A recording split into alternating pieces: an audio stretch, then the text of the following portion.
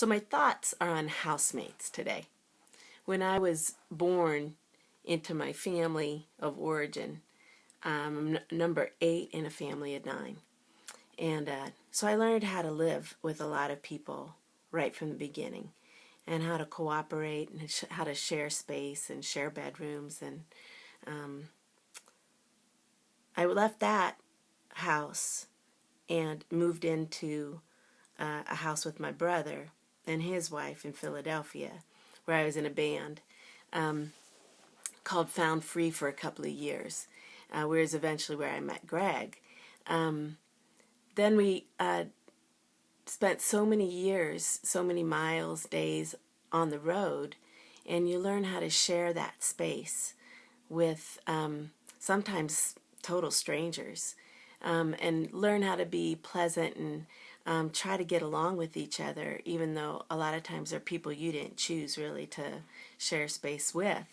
But it changes you, and you change them. And there's some great memories of 2 o'clock in the morning cups of cocoa in I don't even know the names of the restaurants in Iowa anymore, but you learn from each other doing that. And then as Greg and I moved away from the band experience, and we ended up in a house of our own, and then these little people moved in with us that kept us up all night long, and changed everything about the freedom that we had, and the hours that we had before, just that we could devote to pretty much whatever we wanted to devote it to. And but as these little people turned into bigger people, and then as those bigger people dictated how much time we were out on the road, and by their needs and by their requirements, and then we started putting down roots in this beautiful city of Pittsburgh. And step by step, these people who you move in with or move in with you, they change everything. So my thoughts about that aren't just about living with people, but as God moves into the home of our heart, is He changing me?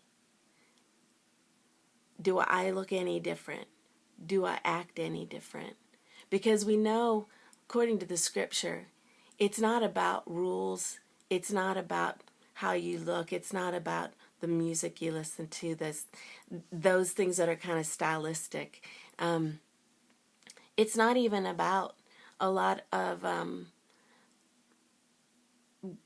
even where we give our money, or am I baptized? Am I a member of a church?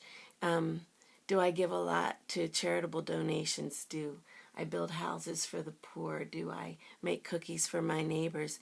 A lot of that is really great stuff. But we could worship a religion without worshiping Jesus Himself. And that's the part that I think it's a good question to ask when God moves into my heart home. Am I any different? But the question is not, am I different from you? But am I different from me?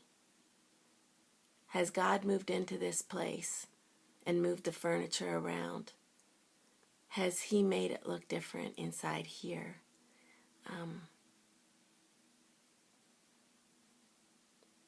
What does it look like when God moves in?